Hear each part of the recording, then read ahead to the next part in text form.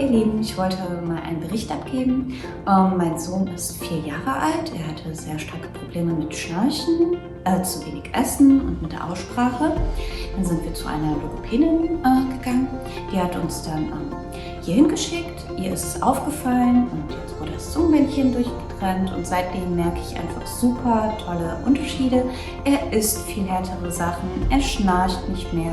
Er hat mit der Aussprache, wo wir jetzt super dran am Arbeiten sind. Also ich kann wirklich nur sagen, ich kann diese Praxis hier nur empfehlen. Die machen echt super Arbeit. Dankeschön.